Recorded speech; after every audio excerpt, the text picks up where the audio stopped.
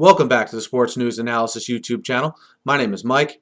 I'm continuing my previews and predictions for Week 1 of the NFL season here. This video is for the game between the New England Patriots and the Buffalo Bills. This game will be played at Ralph Wilson Stadium in Buffalo.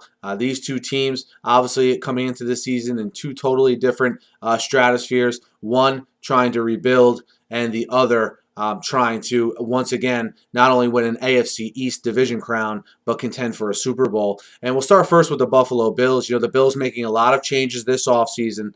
Doug Whaley takes over for Buddy Nix as GM.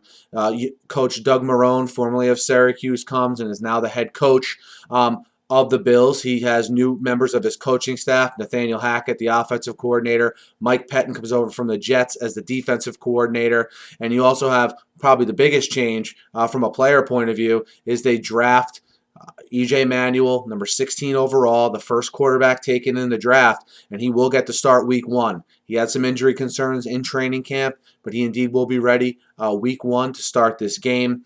You know, sort of like a baptism under fire type situation where E.J. Manuel gets one of the best team in the NFL the last 15 years in the Patriots. And not only that, but his first game as a pro, he goes up against, from a quarterback perspective, Tom Brady, and then goes up against a Bill Belichick defense. So it'll be interesting to see how Manuel adjusts to the NFL game, how he plays against that Patriots defense. Also, it'll be interesting to see the tempo that Doug Marrone tries to keep here. He's going to not be like a Chip Kelly, Oregon type tempo, but they will run more of an up-tempo type game. Looking forward to see C.J. Spiller sort of be unleashed a little bit more from both in the passing game and in the running game. Look, also, I think something that was underrated that the Bills did was try to complement the other side of the receiving corps opposite Stevie Johnson. They did get Robert Woods, who I really like out of USC. We'll see how good Manuel can sort of get those weapons involved here early. I look for them, especially early on and in this game, to rely heavily on Spiller. I was trying to think of ways where the Bills will either stay in the game or maybe even win it. And to me, in order for that to happen, it's going to have to be C.J. Spiller having a great all-around game. I don't think you can really rely on Manuel to have to make those tough throws coming from behind in his first game against a team like the Patriots. But again, I think there's a little cause for optimism in Buffalo because you have a bunch of young guys in place from a management standpoint and young guys in the coaching staff and also some young, exciting players to build around. But this week, however, when you're going against the Patriots, a team that's ready to win now, a team with the best coach-quarterback combination in the NFL, and Tom Brady and Bill Belichick, look for Belichick on a defensive standpoint to really crowd the box and try to take Spiller away and take his chances with E.J. Manuel making plays with his legs and making plays with his arms and see where his team ends up from there.